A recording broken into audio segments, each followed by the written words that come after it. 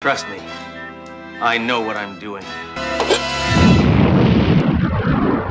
Sledge Hammer debuted in 1986. It was a parody of cop movies at the time, and was basically a comedic clone of Dirty Harry.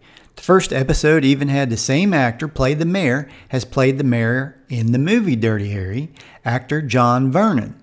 More on him later when I list the Sledge Hammer Incredible Hulk connections that might surprise you. The show only lasted 2 seasons, but maybe it was because Sledge Hammer was too manly, even for the 80s. What's going on? I gotta get to work. I've got a sniper on that roof.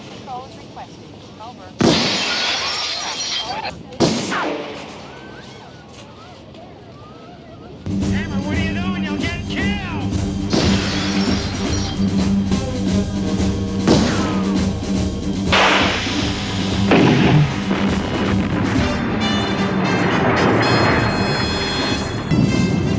I think I got him.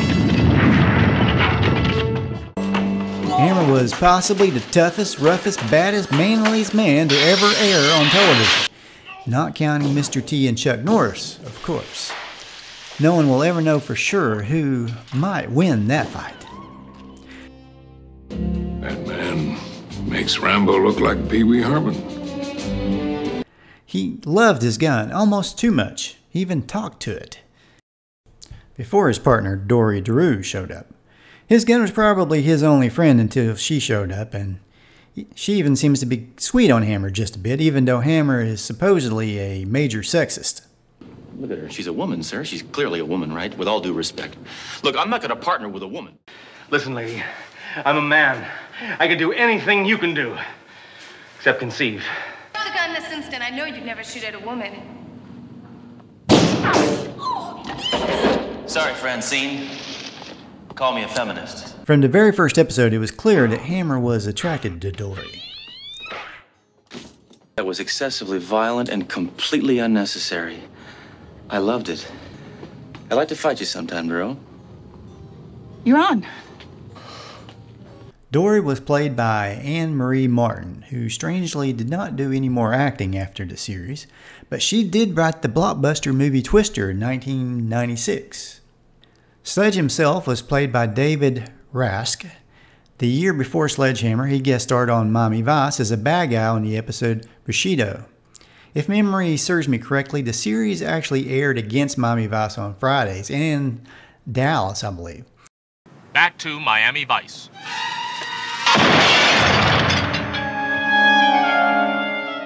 It's no wonder the show only lasted 2 seasons. They put him up against the Cosby Show in the second season, which was like the #1 show of the entire 80s. I have to wonder if there was some sort of conspiracy against the show. Of course, no one appreciated Hammer's work ethic like his boss, Captain Trunk, played by Harrison Page. Hammer! In my office right now! I mean, they were the best of buds. You couldn't resist it, could you, Hammer? You couldn't resist blowing up a building on your way to work this morning, could you, Hammer? Captain Trunk thought the world of Hammer. What you need is a chiropractic adjustment. They just had a weird way of showing their friendship, I think. Sadistic, depraved, bloodthirsty, barbaric! Is that why you called me in here to shower me with compliments? No! I loved Sledge's catchphrase as a kid. Clint Eastwood had, "Go ahead. Make my day." Hunter had, "Works for me." Arnold had, "I'll be back." and Sledge had the best of them all. Trust me, I know what I'm doing. Trust me, I know what I'm doing. Trust me, I know what I'm doing. Go ahead. Make me laugh, or I'll have you in stitches. Sledge was almost canceled on his first season, but when he accidentally blew up the entire city, he got high enough ratings that ABC gave him another season, to which they instantly put him up against Cosby, like I said before. It was a really cool episode. They used a shot that looked like it came from the Planet of the Apes at the end. I'm pretty sure it did.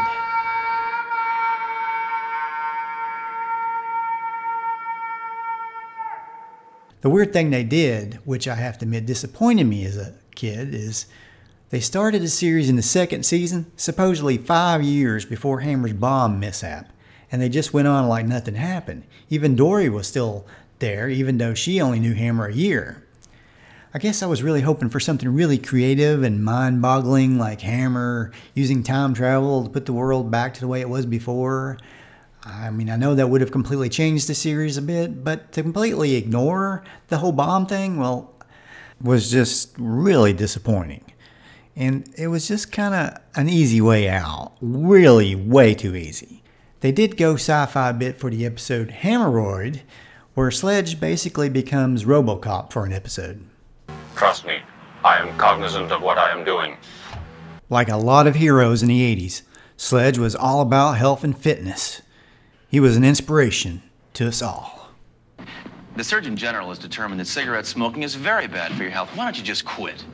A typical donut is nothing but dough and sugar fried in fat, am I right?